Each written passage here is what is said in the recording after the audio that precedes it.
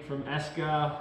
We had a great conversation with Dave Worth from AMC, but today I'm privileged enough, well maybe, to have the presence of Bruno Maiolo from ASCA as well. He heads up the competitions committee and does a fine job, and we're here today in Criteria Coffee, which is a great space. Thanks to Craig Simon for giving us the space. But we're here for the 2019 AMC National Roasting Competition. Indeed, and I've got Bruno with me, who is put this really together. Mammoth task, but he's done a great job. And with the help of Cam Ballard, of course, and the rest of the ASCA board, who do a great job, voluntary of course. Yeah. But I'm just going to give people that really don't know about the competition, because it's a fairly newish one, we're just going to give a bit of an overview of what is required of the roasters to compete, what they have to do. Sure. And just an overview, and not a huge rant one. Is it right, Bruno? I'll see what I can do. Okay. Once I get started, no promises. Okay. Yeah, so RoastComp is fairly new to our suite of competitions, but we've had quite a high level of interest. So we have introduced it into our national suite of competitions now. So it's basically fully fledged. So we run under world rules for our national competitions, as we do for all the others. So part of the process for Roasters Comp is, prior to having the last 3 days of competition, we send out 3 kilograms of a raw coffee, just a random coffee that we get from our sponsors. Which sponsor is that? Condessa. Thank you. Let me mention Yep. Condessa. Thank you, Condessa, for your support. So they give us a sample of a specialty grade coffee, and we send that out to competitors about 3 weeks out from when we want them back. So basically they have to identify what the coffee actually is. They have to identify it by name, by country, processing method, anything they can actually decipher from this random 3 kilos of green coffee.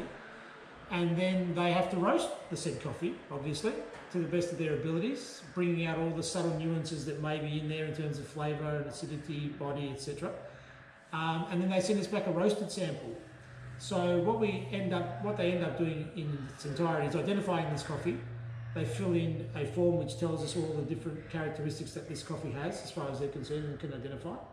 Then they roast it to a specific roast profile. So we ask them for a profile on this coffee. So what they're going to do in terms of how they roast it on the beautiful Diedrich roasters that we have behind us. Thank you to AMC for sponsoring us on those. So basically they send us that sample, and then it gets cut blind by our panel of judges. Now, the way you score the most points is A, to how accurately you identify the coffee. B is how well you roast this coffee in terms of the accuracy to the roast profile that you submit to the actual. And then if you realise the flavours that you've identified in that coffee in the roast that you've given us. So basically the judges are looking for accuracy in identification of that coffee and the flavours that will be borne out in a cupping bowl, as you see in front of us here. When the judges cup it. So they'll tell us it might taste like blackberry, peach, orange, who knows. And if that's indeed what comes out in the cup, then they'll get rewarded with higher points. So there was about 24 entries this year. They got whittled down to the top 6, who were the competitors that have competed in the final. Plus we also had our last year's champion, due to conflicting time frames for the world competitions and our nationals. Ben Tuvey. So he's the 7th. So he's not the 5th wheel or the 3rd wheel, he's the 7th wheel.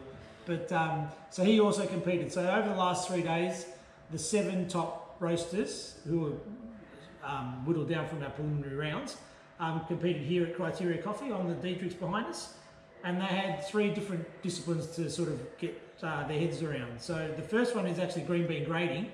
So basically we throw them a sample of 350 grams of green coffee, and they need to grade it. They need to sort out all the imperfections, all the bad beans that are in there, all the defects that they could find, and they have a big matting chart, and basically they've got 15 minutes or so to sort those beans out and put them in the relative boxes, and then obviously they're getting graded on the accuracy of that and make sure they find all of the defects, because we actually then assess that coffee ourselves off stage, and then obviously their results have to match ours.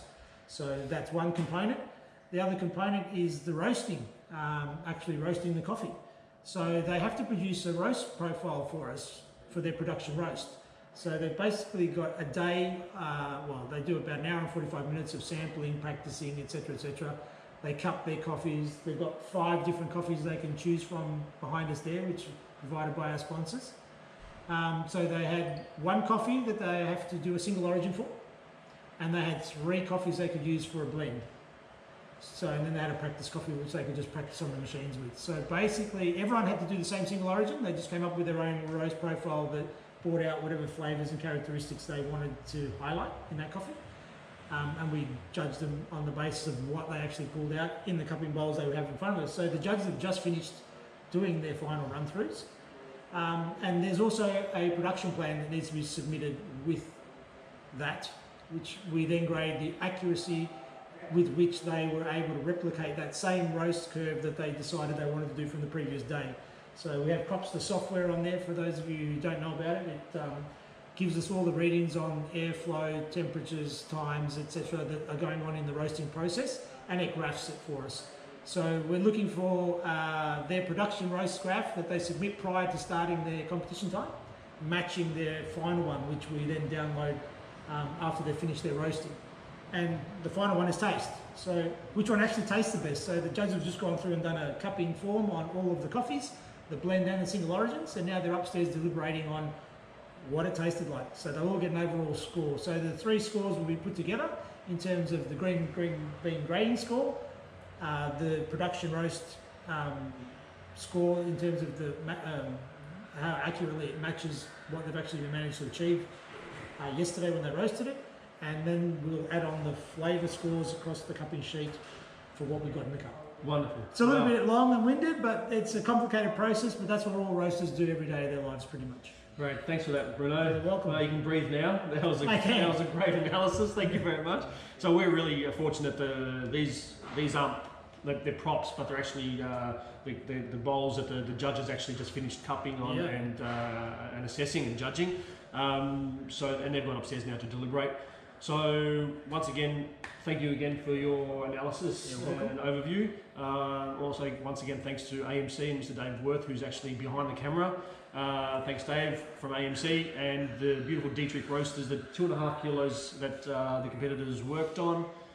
They were a wonderful machine. They were bulletproof, and if you need any coffee roasting information or advice on these machines, you can speak to Mr. Dave Worth from AMC. He's coming around. He's finally come around the camera. Get in there. Hello. Thanks very much, everyone. Goodbye.